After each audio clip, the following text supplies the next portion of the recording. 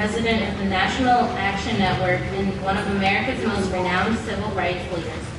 Whether it was his noteworthy presidential run as a United States Democratic candidate in 2004 or his compelling speech at the Democratic National Convention in Boston, Massachusetts, Reverend Sharpton has had an irrefutable impact on the national politics because of his strong commitment to equality and progressive politics. In April of 2001, Coretta Scott King hailed him as a voice for the oppressed, a leader who has protested justice with a passionate and unrelenting commitment to nonviolent action in the spirit and tradition of Martin Luther King Jr. In February 2007, Reverend Sharpton was called the most prominent civil rights activist in the nation by the New York Daily News. As the head of the National Action Network, a civil rights organization that currently has over 45 chapters and affiliates throughout the nation, Sharpton has been applauded by both supporters and opponents for the challenging American political establishment to include all people in the dialogue, regardless of race, gender, class, or beliefs. Few political figures have been more visible during the last 2 decades than Sharpton. His daily radio show, Keeping It Real, has been picked up in more than 40 U.S. markets. Reverend Sharpton also has a TV show on TV One that explores various issues with the barbershop serving as an informal setting. Sharpton recently caught the eye of conservative pundit Rush Limbaugh, who said on his own radio program that Reverend Sharpton has the best shot of anyone at becoming the Limbaugh of the left. Limbaugh isn't the only one touting Sharpton's oratory and political skills. Adam Nagurney, the chief national political writer at the New York Times, called Sharpton smart, articulate, and eloquent. And as anyone that has ever heard him talk from the pulpit can testify, Sharpton is a man with a heart and firm ideological beliefs. He has a command of politics that rivals some of the great New York party bosses and no less significant. He has an understanding of the way the press works that rivals more than a few city editors. The man that became Al Sharpton began as a youngster when his surrogate father, the late Godfather's soul, James Brown, told him, "You can't set your sights on nothing little. You got to go for the whole hog." Reverend Al Sharpton has been doing just that ever since. He was born on October 3rd, 1954 in Brooklyn, New York, and began his ministry at the tender age of 4. The same year, he preached his first sermon at Washington Temple Church of God in Christ in Brooklyn. 5 years later, the Washington Temple Church's legendary Bishop F.D. Washington licensed his protege to become a minister in his denomination. Sharpton's civil rights career began almost as early. At age 13, Reverends Jesse Jackson and William Jones appointed Sharpton youth director of the New York SCLC Operation Breadbasket, an organization founded by the Dr. Martin Luther King Jr. Reverend Sharpton is a member of the Bethany Baptist Church in his native Brooklyn neighborhood, where the late William A. Jones Jr. was pastor. Reverend Jones mentored Sharpton's civil rights career as a teenager when Sharpton was the youth director of the Operation Breadbasket under Jones and Reverend Jesse Jackson.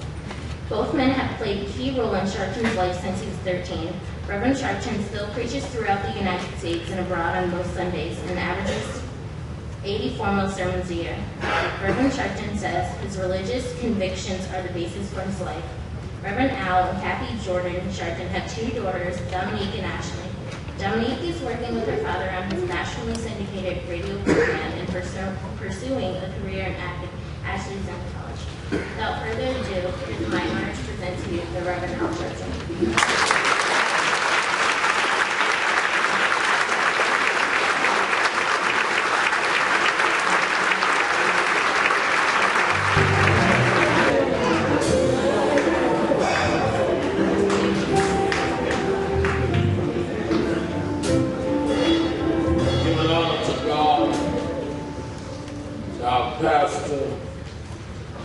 And brother, Reverend Pitts, to all the ministers of the gospel, to all of those that have gathered for this service at this hour. First, I thank God for another day.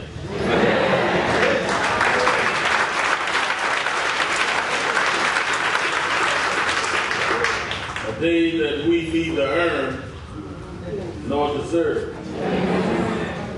A lot of us get up in the morning like God owed us another day. A like we did something to earn another day. But I don't care how saved you are. I don't care how holy you look to us. I don't care how pious you may appear. All of us have done enough wrong that any night we sleep, if God just checked the record, none of us would see the next morning.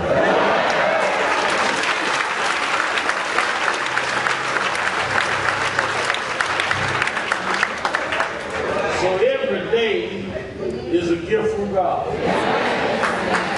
A lot of my friends travel with me, always checking the weather where we are. But I rarely check the weather. Every day is a good day to me. Could be a good cold day, good hot day, good rainy day, good dry day, good clear day, good cloudy day. Don't matter to me. Every day above ground is a good day.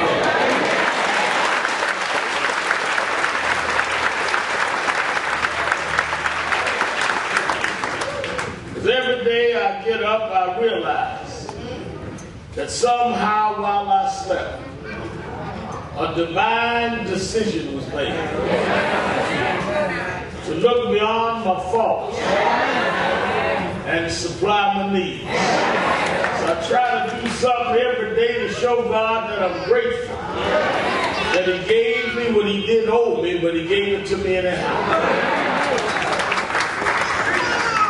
And I'm happy to be here with one of the young and strong and promising and prolific preacher pastors of our time, your pastor.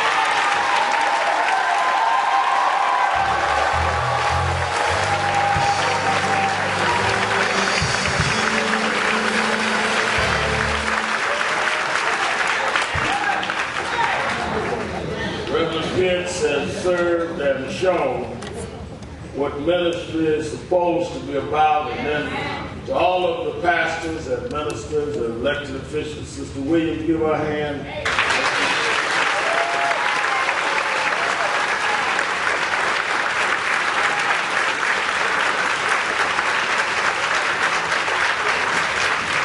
Long-time friend from Newburgh, Reverend Frank Jones, is with us today. Many of you see my show on TV One, the one responsible for that, Robin Green. Stand up, Robin. She's with us today.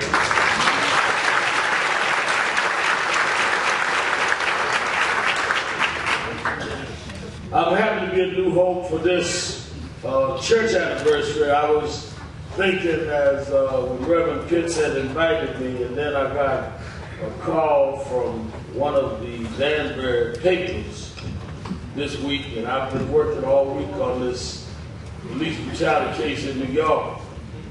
And they called and asked me about my being in Danbury today. And I said, oh no, we'll be there. They said, what is he going to do? I said, well, I've been invited to preach.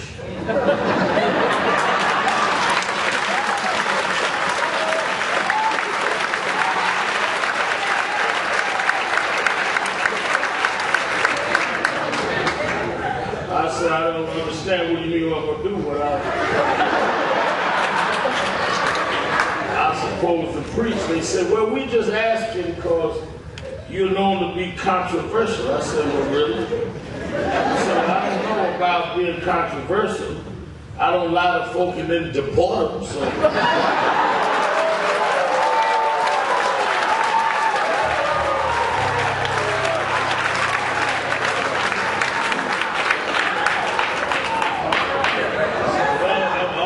To a town of switching bait. I don't know how controversial I'm supposed to be. I figure I get that out early so they can come and file.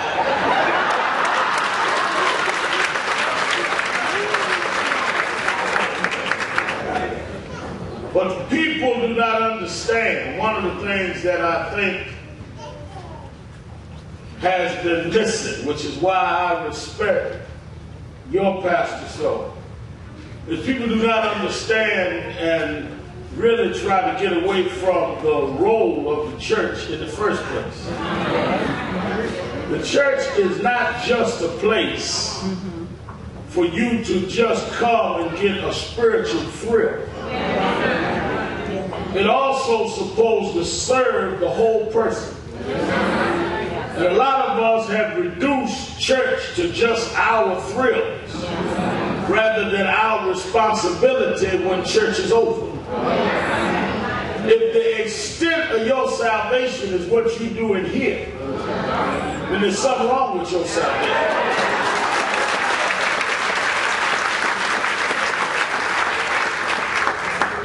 Ultimately, you will not be judged by what you do in service.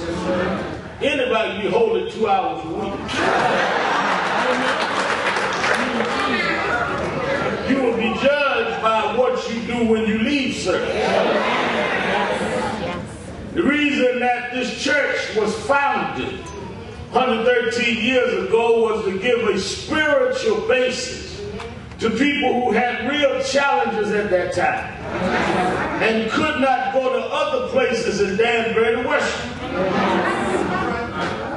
Had the social order been fair, New Hope might not have come into existence.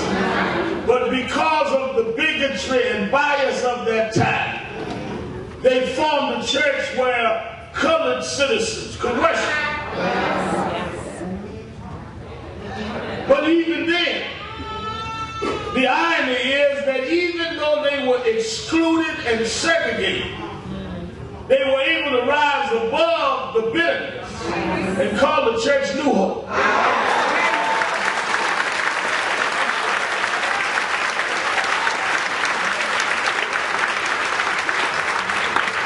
Because we've always had to hope against the tide.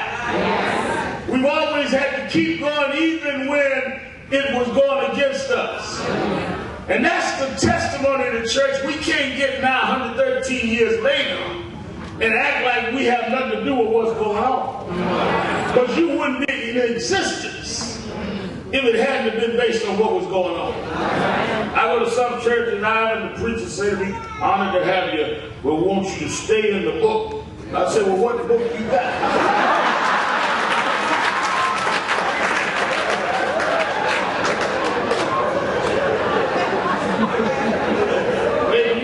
New Negro edition of the Bible I didn't get.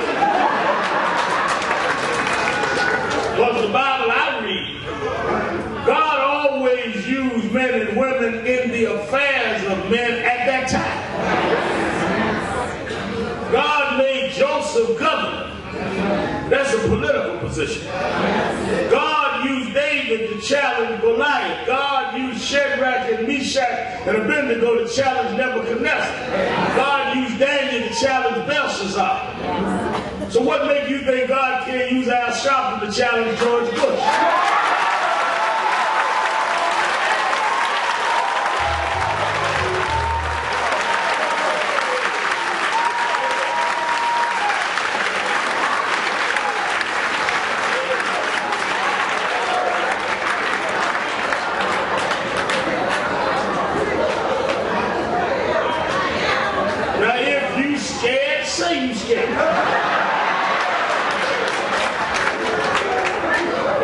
Something wrong with me. Just say you scared and sit down and shut up and let somebody that's not scared stand up and say they gotta be scared.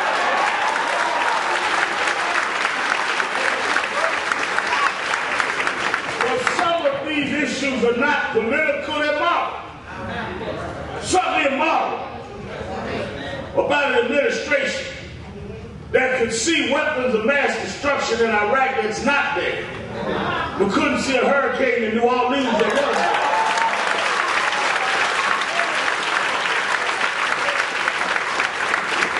And if those of us in the church won't speak for the rejected and the marginalized, then what are we being called to do? How do we come in Jesus' name and then decide who we gonna serve? Jesus went to the despised, the rejected. But unless somebody got a certain pedigree or background, you're not going to be bothered with it.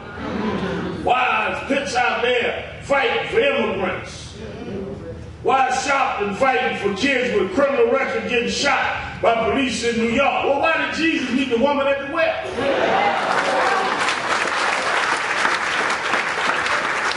Why did he heal a woman with leprosy? You can't talk about I want to be like Jesus and then act like him.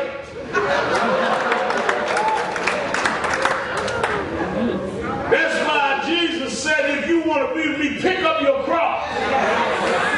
A lot of us want to wear a cross, but don't want to bear a cross.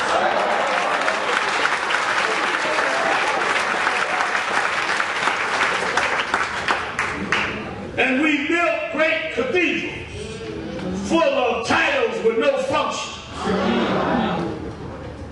Everywhere I go, apostles, they tell me they tight, but they can't tell me what they do.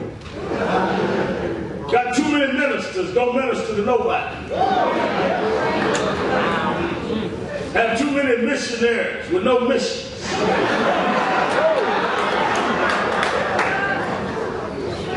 Have too many trustees that can't be trusted.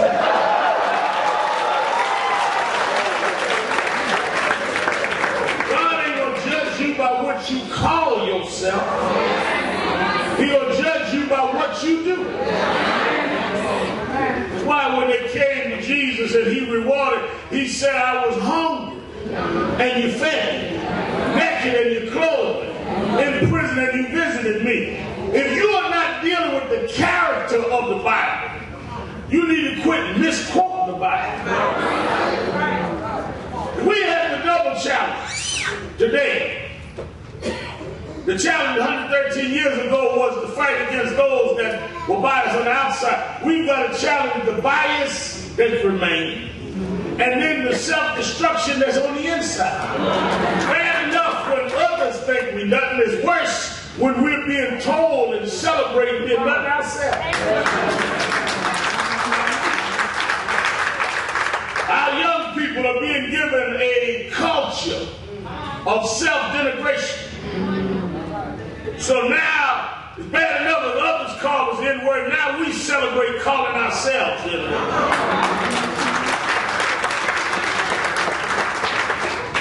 We make vogue denigrating our women. Well, really the only words, but if you call yourself something, and you put that in children, it puts a ceiling on their ambition. Because if a young woman thinks she ain't nothing, she won't try to be nothing. And if young people think that young women like Erica are odd, they won't try to be like Erica. They'll be thinking they're defined by the size of their hips rather than the development of their brain.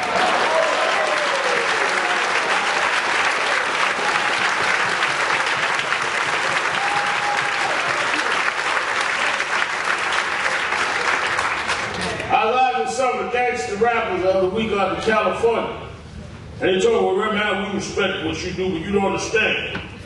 We just rap about what's there, reality. They change reality, we change our rap. I said, but that's not our history. Our history was not just to sing about what was there. The genius of our culture was that we could paint a picture that wasn't there and inspire people to achieve what they couldn't see.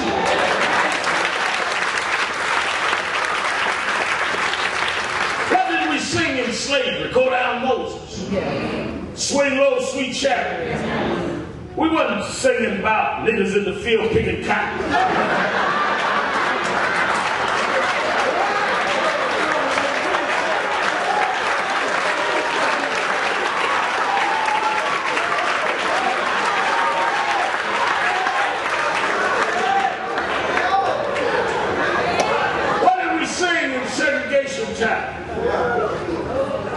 We shall overcome.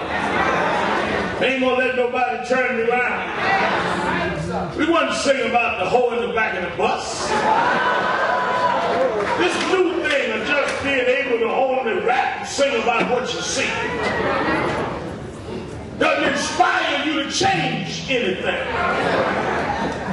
The other one said, well, you understand, we just a mirror. We just reflect what's there. I said, well, that's strange to me. I use a mirror every morning. I get up out of bed wherever I am, go in the bathroom, look in the mirror, hair all over my head, sleep around my eyes, slob around my mouth. I don't walk outside talking about I'm going to keep it real.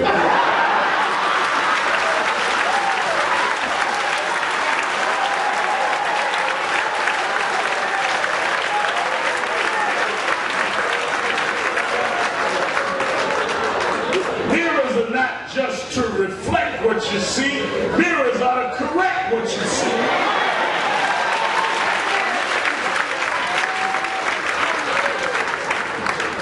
We must, in this generation, as you build and expand this historic church, we must be the correctors of society. We must inspire those inside the community, challenge those outside, and represent what is right, even if it's not popular. And if you're not willing to risk that, then you're not really following Jesus. We're following some modified, acceptable version of what they want to call Jesus. Let me turn to the book. Let's go to 1 Samuel.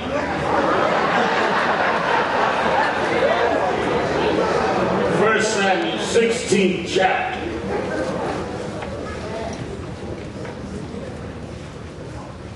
Beginning at the 10th verse.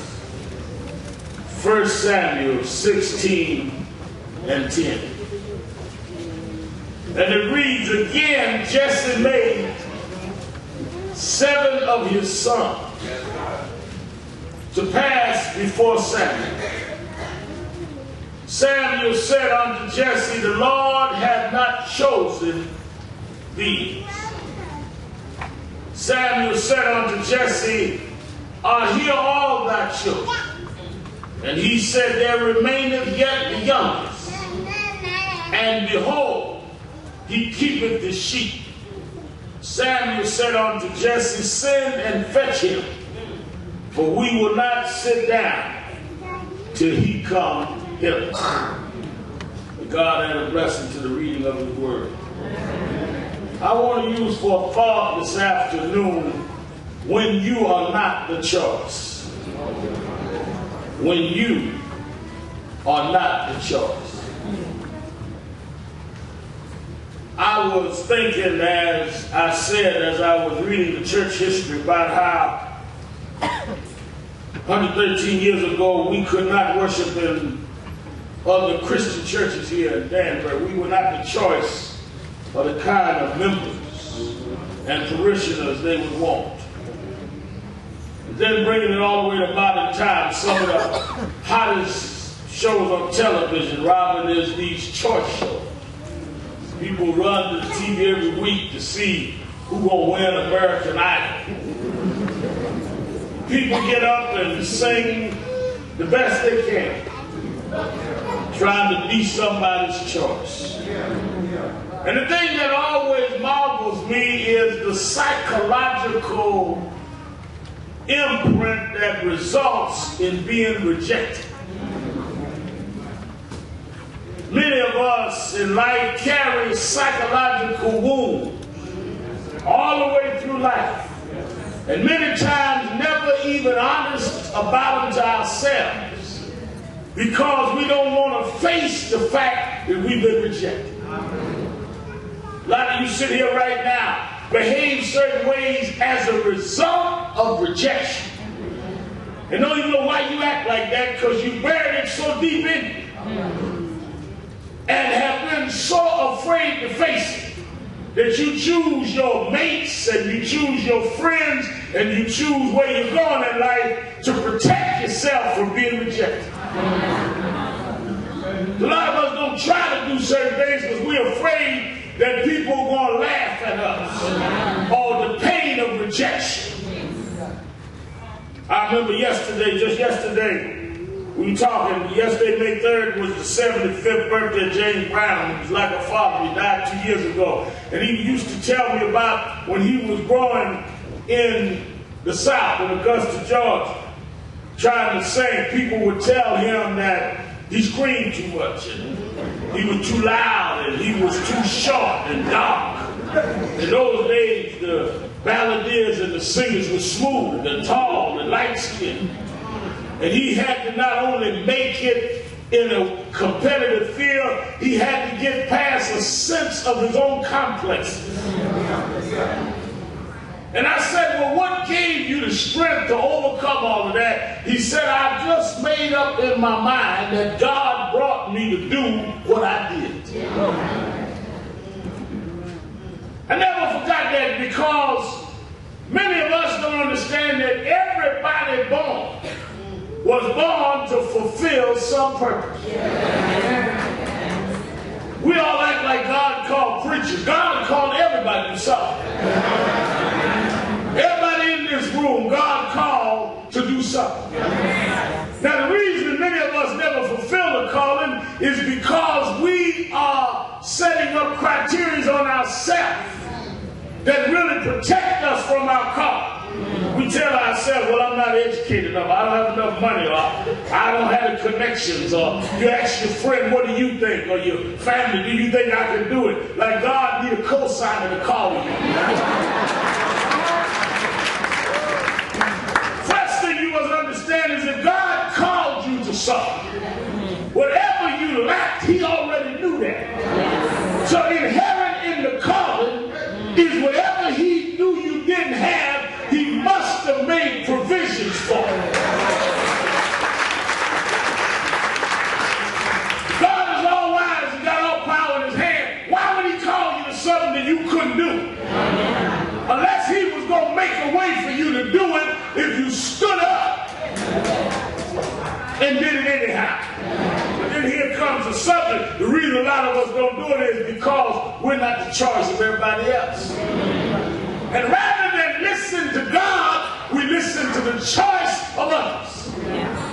Well, I'd like to do that, but don't nobody think I can. Well, maybe that's God's point.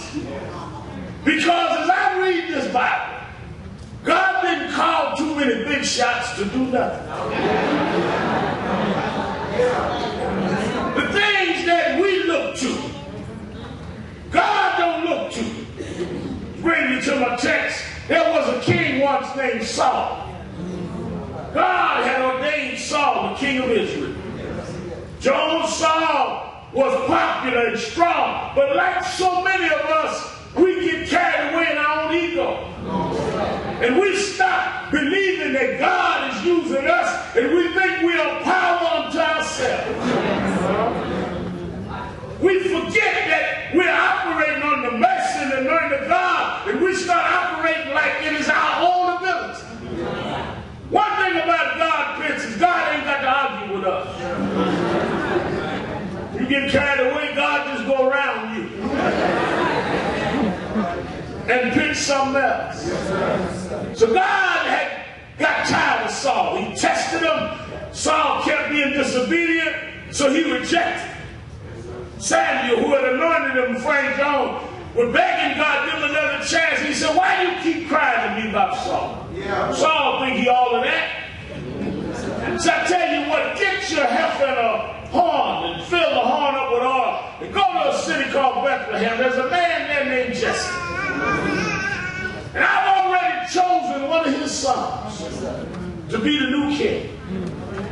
I often wondered why God didn't just tell Samuel who he was going to get. But if he knew who he was going to get and went to town and asked for him, we'd all thought it was Samuel's choice. But Samuel didn't even know who he was looking for. He showed up in Bethlehem, and all of those in town were saying, do you come in peace? What are you here for? He said, I'm looking for a man named Jesse. And I come with good tidings. God has chosen one of his sons to be the new king. Found Jesse, and he gave Jesse the good tidings, the good news. Jesse must have felt proud. One of my boys is going to be the head of state.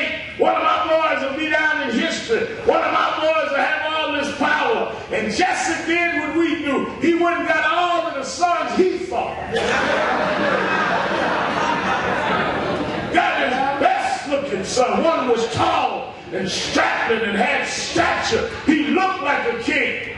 Samuel looked at him, ready to anoint him, but God said, not him. Ran to another one who speaks well, and his flowing oratorical ability certainly could raise a nation. God said, not him. God said, let me quit arguing with you, Samuel. I don't look at man's countenance. I look at man's heart. Y'all keep looking at the wrong thing. When he went through all 7 of the sons, Samuel almost has an afterthought. Some of y'all know what being an afterthought is. Nobody ever thought you were going to be nothing. Nobody ever thought you had no ability. You were the afterthought. As an afterthought, he said, well, do you have any more children?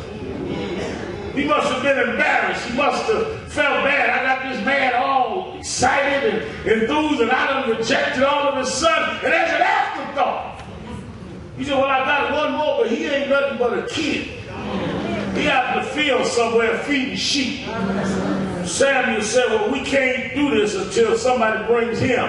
And he went out in the field and got a little shepherd boy named David.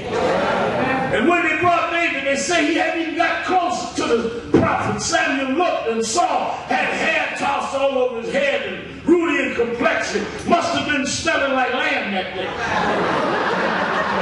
God said, that's him. Because I look past all of the superficial stuff. I look past all of the shortcomings. I look past all of the flaws. And I'll choose who I want to make. Somebody here today think because you made mistakes, you ain't the people's choice. You might have some bad in your background, so they wouldn't choose you. But God likes to take people that nobody else would choose. He likes to take rejects. He likes to take people that you would laugh at and dismiss and cast away. That's who God likes to choose.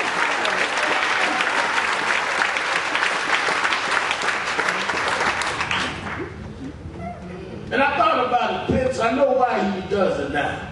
See, if God just chose those with the right background and the right pedigree, we would think it was them. But if God takes some reject, somebody that we would think would be the last one in the world, and he lifts them up and cleans them off and wipes them down and corrects their past, then he can get the glory, because we say only God could have done that.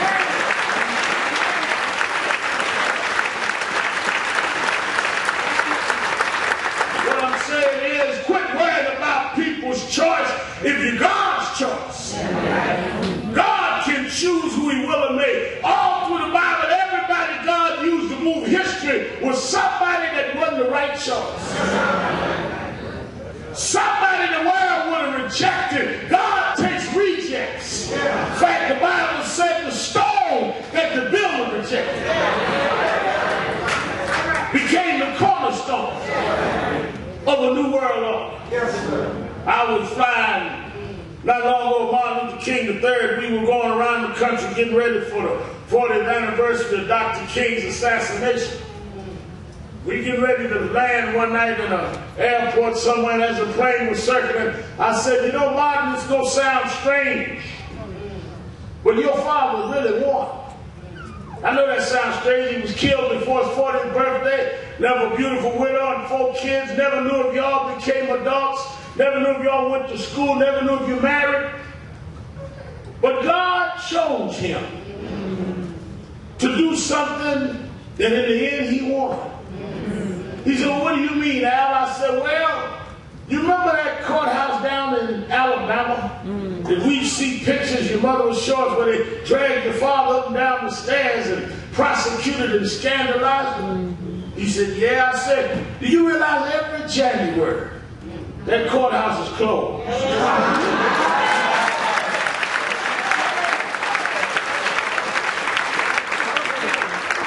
The judge can't come to work. Clerk got to stay home. Court officers got a day off to celebrate your daddy's birthday.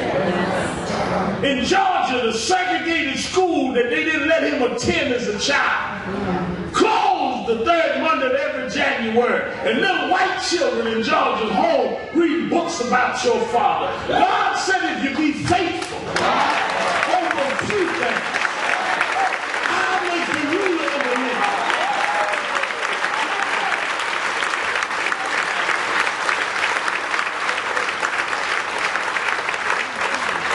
Too many of us are trying to worry about what is going to happen if you put God in charge. God will snatch victory out the jaws of defeat. God will take you wherever you never thought you could go. Don't worry about if the world didn't choose you. If God chooses you, he can use you.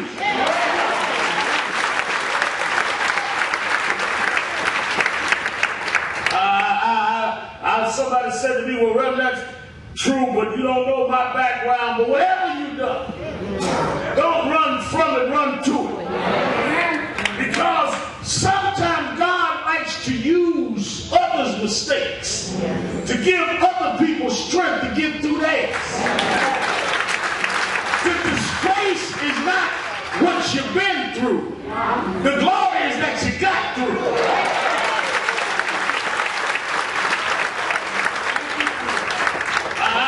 When I was a kid, I used to hang around. I used to love to hang around Muhammad Ali.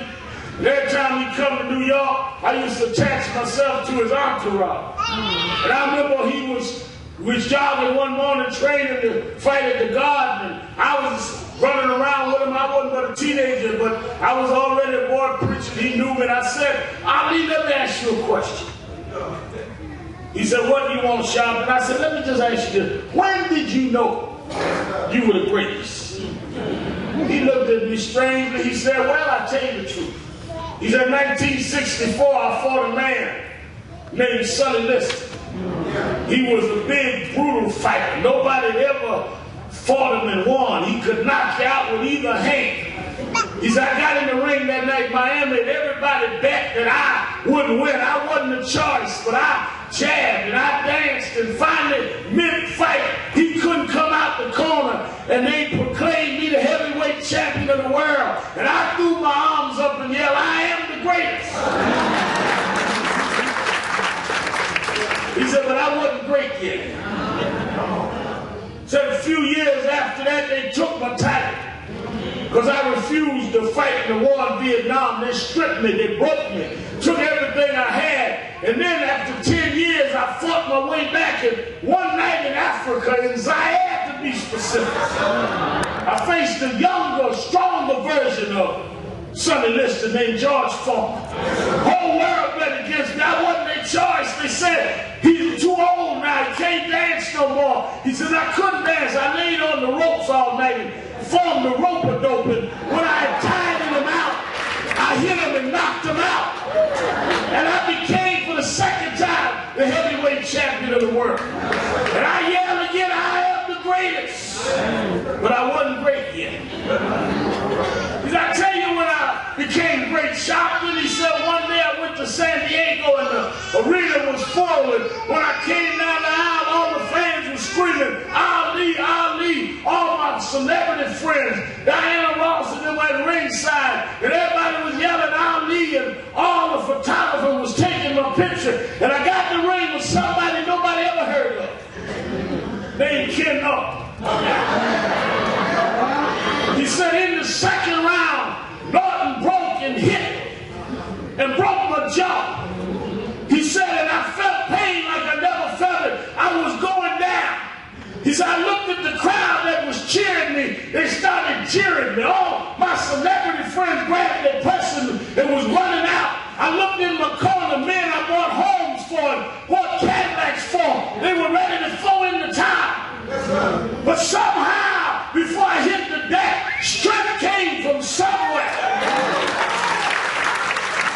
He said, you ain't great, Sharpton, till you've been knocked down, till you've been humiliated, till you've been embarrassed, till you've been shamed, and somehow God brings you back.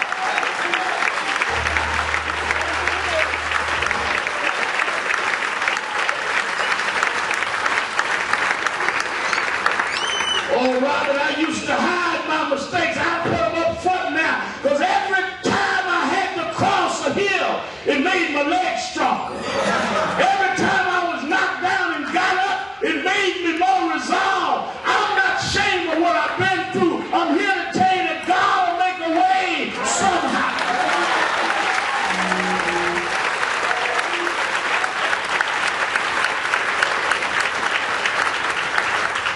Well, Reverend, that's true, and I believe it, but I don't know if I got the strength to do it well. Let me leave you with this. I was talking the other night to Senator Obama, and I was telling him I like what he's talking about with hope.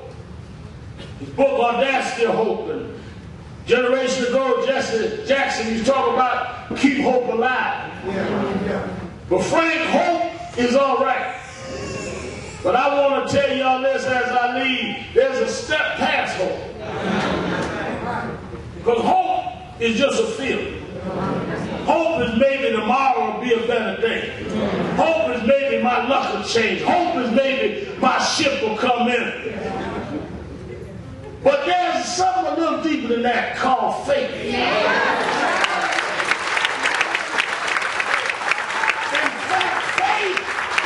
The substance of things, hope for, the evidence of things unseen. Faith is when the doctors give up, but you hold on for another doctor. Faith is when you got a pile of bills and no money, but you say He will provide all of my needs. Faith is when your friends walk out, when your loved ones don't know your name, but you say, I don't believe He brought me this far. Believe me now, we come this far by faith.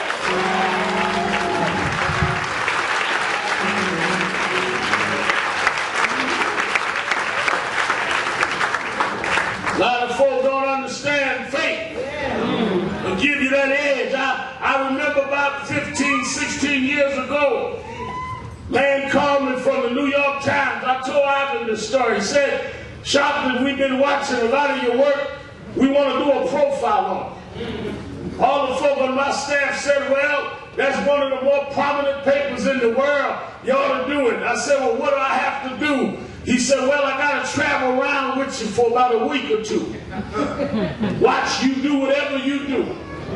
I took them with me everywhere, college speeches, rallies, TV shows, radio programs. Wherever I went, I took him with me. We got to the end of the week and I was in staff meeting and I was sitting there and one of my assistants said, well, you know you can't take him to church with you tomorrow.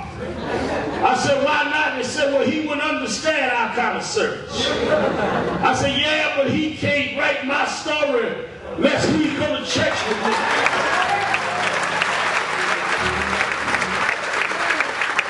Sister Williams, I waited till late that Saturday night and I told him I'm going to pick you up 8 o'clock tomorrow morning. He said, why? I said, because I'm going to bring you to church with me. He said, well, he said, I've always been intrigued by the black church. He said, I'm glad you're doing that because I really never understood y'all's church. I said, well, why would you say that? He said, well, y'all are so emotional and passionate and demonstrative and make such loud noises. He said, in my church, we're so quiet and refined. And we sing those quiet anthems, and that's how we have service different from y'all.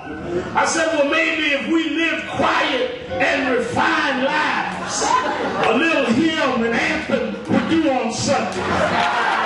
But if you had to make it the best way you could, if you had to make ends meet, if you had to hold your own in the midst of trouble, if you had to pray to bring your children through, it might make you holler a little bit on Sunday. It might make you scream a little bit.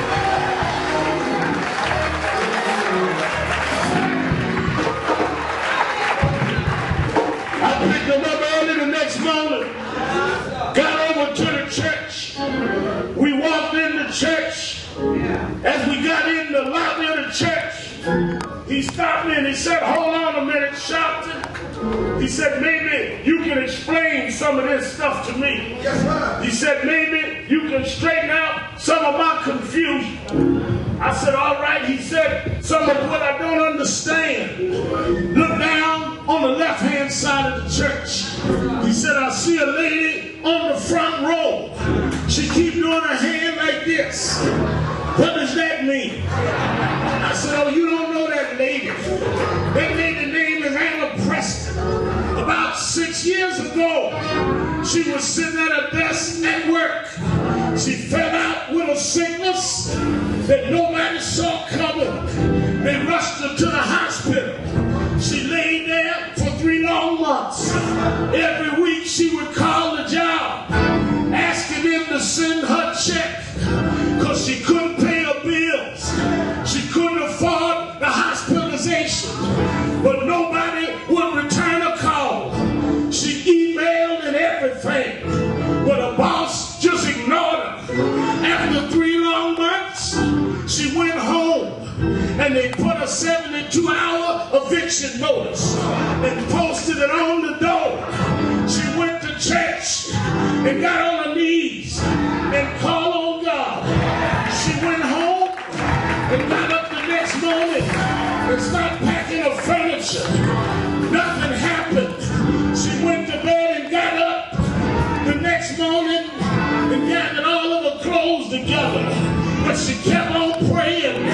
She got up early on the 3rd morning, waiting on the marshal to come. But she went out and looked in the mailbox. And when she reached in the mailbox, the check she'd been waiting on was in the mailbox. She grabbed the check. She ran to the bank. She ran from the bank and ran by the rent office and paid all her back rent. But she didn't stop there. She ran from the bank rent office over to the church. And she's been doing this ever since.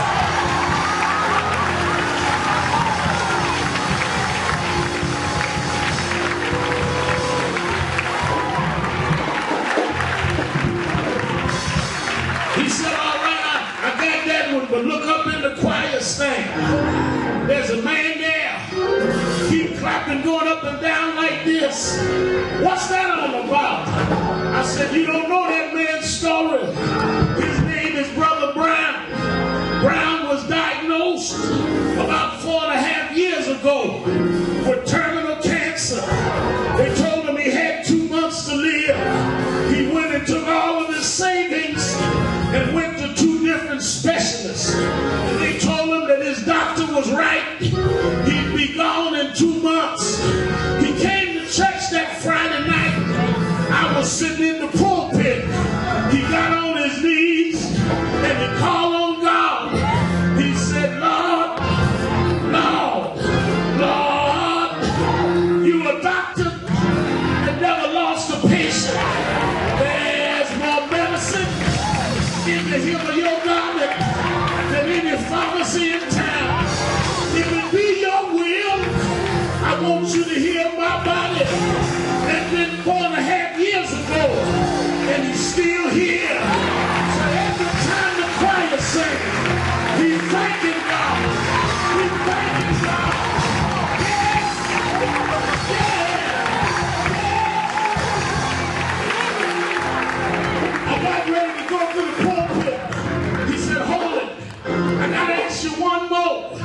On the right-hand side, about 5 rows back, there's a lady there.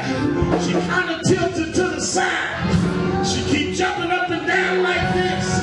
It looked like she's going to fall over, but she won't fall over, and she can't stand up. What's that all about? I said, well, let me tell you about that woman. You don't know her story. That woman and her husband had built a nice business. They built up so high. They bought a house out in the suburbs. They had a little girl and a little boy. They made so much money that every Christmas he'd buy her a Cadillac and buy him one too. But then early one morning, the roof fell in. The rug was pulled out. She woke up and found out her husband had left her, went off with her oldest daughter,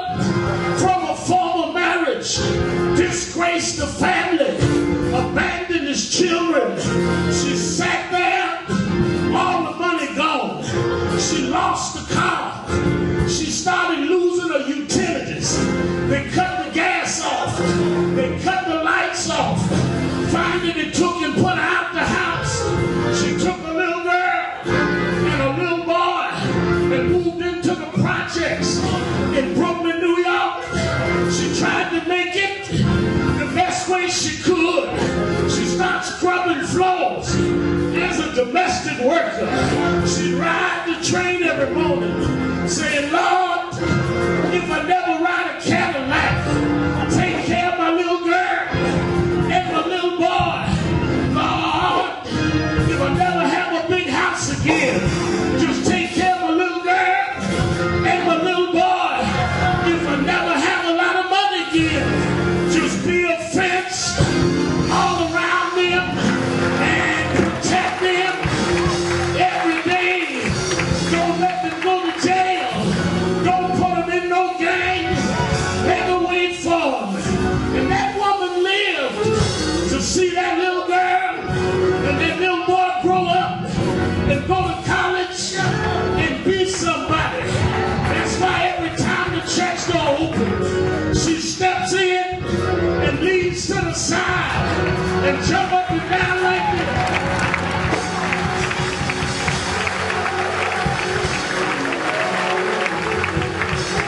I told her the reason I know her story is I'm her little boy.